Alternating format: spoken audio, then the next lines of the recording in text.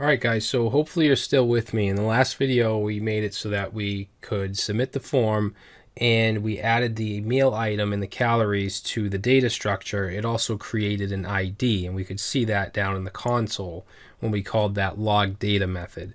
So now what we want to do is take the new item, okay, so this is the item add submit function, and remember we put the new item into a variable.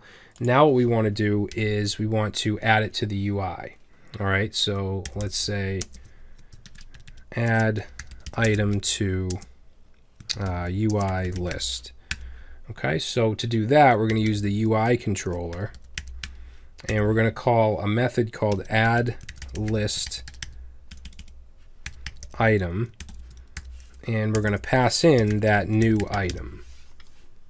Okay, now this isn't created yet. We have to go up here to the UI controller and actually create it. So let's see, this is the UI controller. We're going to go right here and we're going to say add list item. Okay, it's going to take in the item. Now we want to create a list item element. Okay, so let's say create li element. And this is all stuff we've learned. Everything in this project is kind of like everything we've learned wrapped up into one project. So we can create elements in the DOM with the document.createElement method. So let's say const li equals document.create element. We want to create a list item. Okay, then we want to add our class. So we're going to say let's see, li dot class name equals collection item. We also want to add the ID. Okay, so we'll say li.id equals. Now remember, the ID is actually going to be dynamic. It's going to be the ID of the item, and we can access that because this is the item object, which has the ID, the name, and the calories. So we're going to set this to a template string, and we're going to say item dash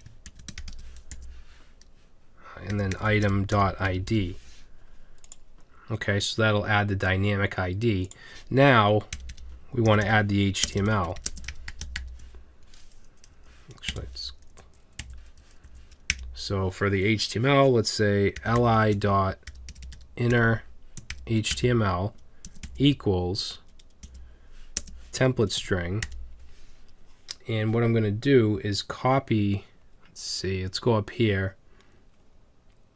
And we're not going to need the li itself because we created all that stuff right here. What we need is what's in it. So from here to here. Copy that. Put that in there. And item name, that should be the same. Item calories, so everything here is fine. And then we just need to insert it. All right, so let's go right here and we'll say insert item. So we want to do a document dot query selector UI selectors dot item list, and then we want to call insert adjacent element. I want to make this bigger. So insert adjacent element. And then we're going to use, we want this to go before the end. So before end. And then this next parameter is going to be this li item. Okay. So I think that should do it. Let's save. Let's go ahead and add something. We'll say test meal 2000. Add meal, and there it is. All right, so it's getting added to the DOM. Now, once we add this, we want to clear these out. Okay, So what we'll do is go down back to our app controller to the item add submit. Should probably space this out and go under where we just did that. We added the list item, and let's clear. We'll say clear fields. So this I'm going to leave to the UI. So UI controller dot clear fields. Okay, and actually let's do clear input.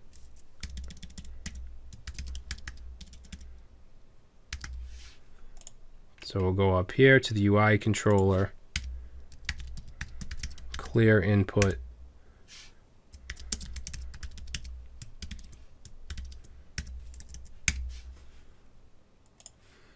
and we're going to grab document dot query selector,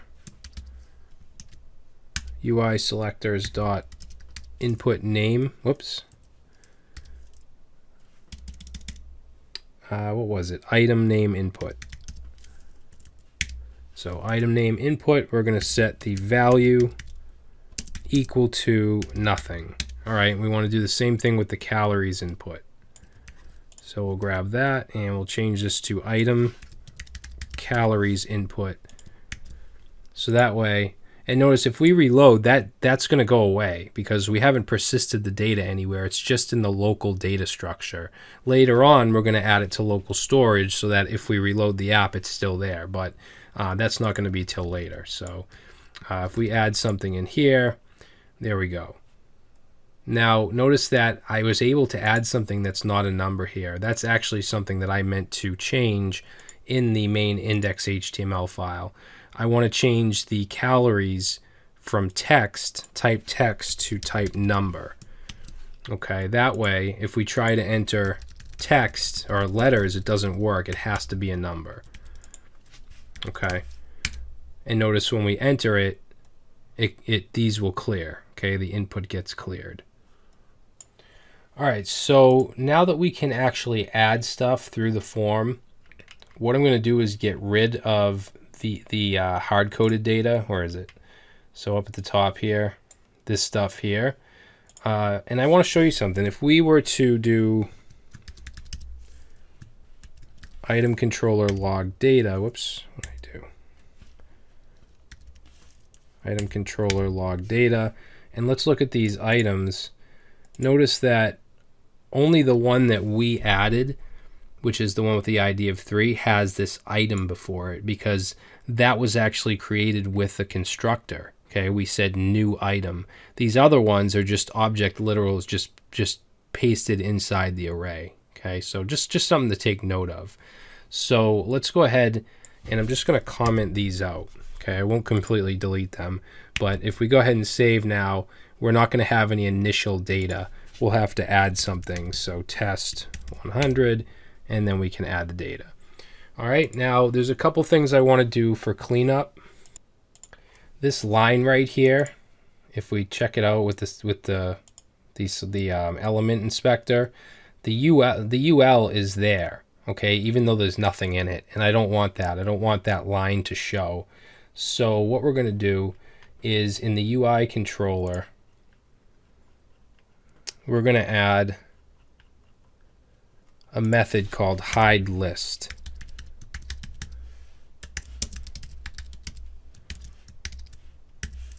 And I know I say method and function, and I kind of say those interchangeably, so sorry about that if that gets confusing. Just know when I say method, it's a function. All right, so hide list, and what I want to do is just say document dot query selector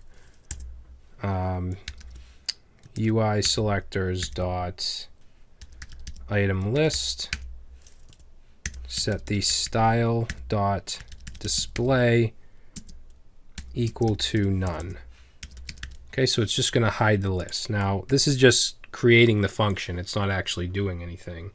But what I want to do now is go down to the init. Okay, go down to the initializer. We're going to go, let's see, right after where we fetch the items, excuse me, from the items controller,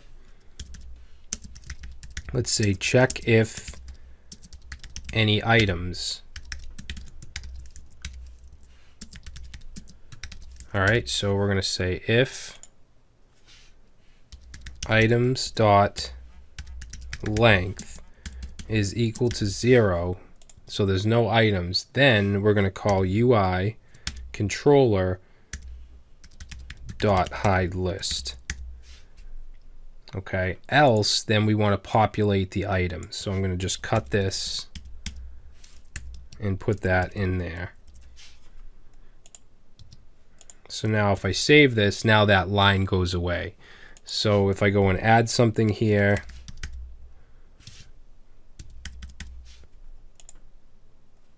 actually hold on a second. Yeah, so oops. So I added the item and it got added locally, but this is still hidden, okay, because we called hide list but we never unhid it. So what we need to do is go up to where when we add an item here, actually we don't want to do it there, we want to do it in the UI. So when we do add list item, let's make sure that we show the list. So we'll say document dot query selector UI selectors item list dot item list dot style dot display equals block. Okay, so that way if we say steak 200, there we go. Okay, and then if there's nothing, it doesn't show that line, it doesn't show the empty UL. Okay, so hopefully that makes sense, and if that doesn't bother you, I mean, then that's fine, but I don't know, I don't really like that. All right, so in the next video, what I want to do is I want to start to work with this total calories, okay? Because when we add an item, you know, if we say 200, then this should get added to this should get changed to 200. If we say item 2, 100, that should get changed to 300, and so on. And then later on, when we get to edit and delete, we'll have to update this total calories as well. So it's something we have to keep track of throughout the application. All right, so I will see you in the next video.